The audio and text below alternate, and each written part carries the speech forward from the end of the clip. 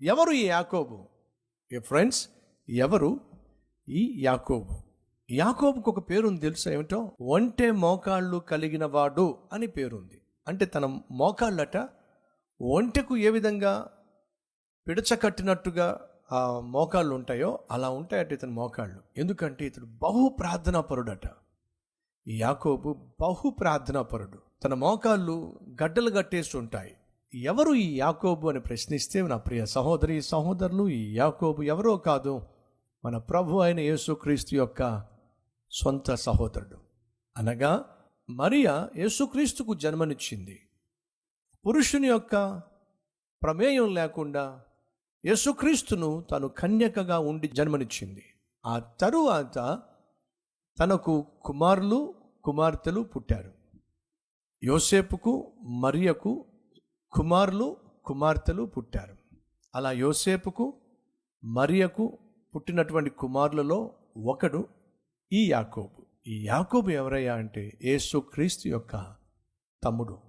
ఎంత గొప్ప ధన్యత! కానీ ఎక్కడా కూడా తను ఎక్కడ కనిపించినా, ఎక్కడా కూడా నేను యేసుక్రీస్తు యొక్క సహోదరుణ్ణి అని చెప్పే ప్రయత్నం చేయలేదు. కారణం ఏమిటంటే, ప్రపంచాన్ని సృష్టించిన దేవుడు ఈ భూలోకంలో ఒక కన్యక ద్వారా, అనగా మా అమ్మ అయినటువంటి మరియ ద్వారా జన్మించాడే. కానీ అలా జన్మించినంత మాత్రాన మా అన్నయ్యే అని నేను చులకనగా లేదా తక్కువ చేసి మహా గొప్ప దేవుని గురించి ఎలా మా అన్నయ్య అని చెప్పి ఎలా చెప్పగలను?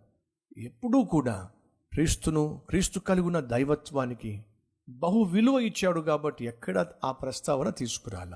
అపోస్తలుల కార్యములు 15వ అధ్యాయము 13వ వచనము 12 కూడా, అంతటా సమూహమంతయు ఊరకుండి బర్నబాయు పౌలును తమ ద్వారా దేవుడు అన్యజనులలో చేసిన సూచక క్రియలను అద్భుతములను వివరించగా ఆలకించెను. వారు చాలించిన తరువాత యాకోబు ఇట్లనెను, సహోదరులారా నా మాట ఆలకించండి. ఓ సమస్య వచ్చింది, సిద్ధాంతపరమైన సమస్య వచ్చింది. అక్కడ పేతురు ఉన్నాడు, పౌలు ఉన్నాడు, బర్నబా ఉన్నాడు. వీళ్ళందరూ ఉన్నప్పుడు యాకోబు లేచి అంటున్నాడు, సహోదరులారా నా మాట వినండి. పౌలు, బర్నబా, పేతురు వీళ్ళందరూ ఉన్నప్పుడు నా మాట వినండి అని అంటున్నాడయ్యా. అంటే అతడు కలిగి ఉన్న స్థానము బహు విలువైంది.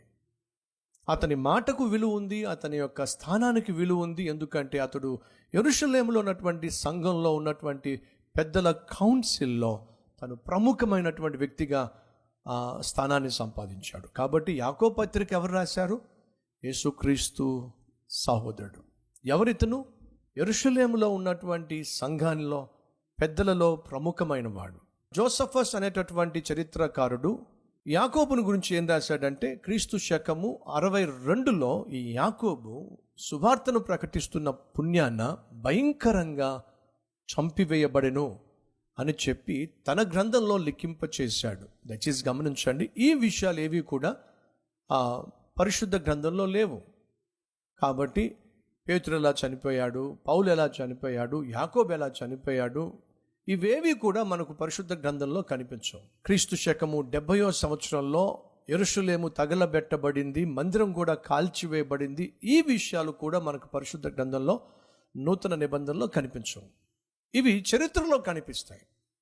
క్రీస్తు శకం 70లో యెరూషలేములో ఏం జరిగిందో జూయిష్ ట్రెడిషన్లో లిఖించబడింది. యూదా చరిత్రలో ఇవన్నీ లిఖించబడినాయి. అపోస్తలుగా పిలువబడినటువంటి ఈ శిష్యులు ఎక్కడ ఎలా మరణించారో వాళ్ళకు తెలిసినటువంటి సమాచారాన్ని ఆ గ్రంథంలో లిఖింపచేశారు. ఆ రోజుల్లో ఇశ్రాయేల్ దేశము, పాలస్తీనా ఈ ప్రాంతంలో నుండి చెదరిపోయినటువంటి 12 గోత్రాల వారికి రాసినటువంటి పత్రిక.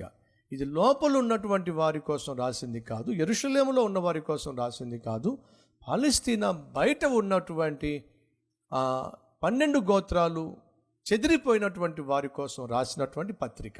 యాకోబు పత్రికకు మరొక పేరు ఉంది. అదేమిటయా అంటే నూతన నిబంధన సామెతల గ్రంథము అని అంటారు. పాత నిబంధనలో సామెతలు ఉన్నాయి.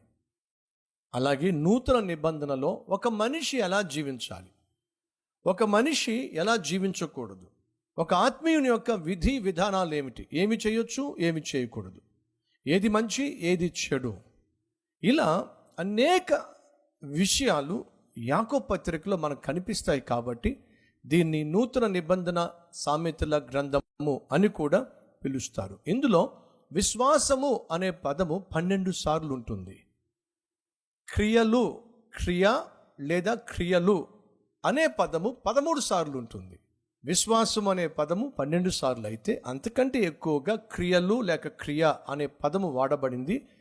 కారణం ఏమిటయ్యా అంటే క్రియలు లేనటువంటి విశ్వాసము మృతము అని చెప్పి తేల్చేశాడు.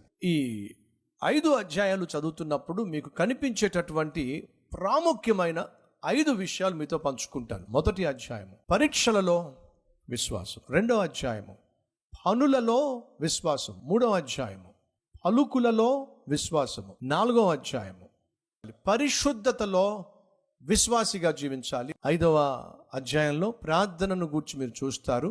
ప్రార్థనలో విశ్వాసము.